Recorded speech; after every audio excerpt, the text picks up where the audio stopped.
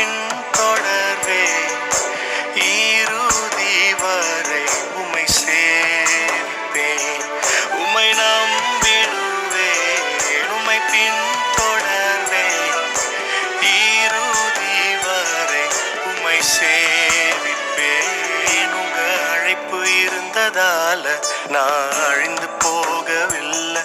உங்க அன்பு இருந்ததால நான் கைவிடப்படல.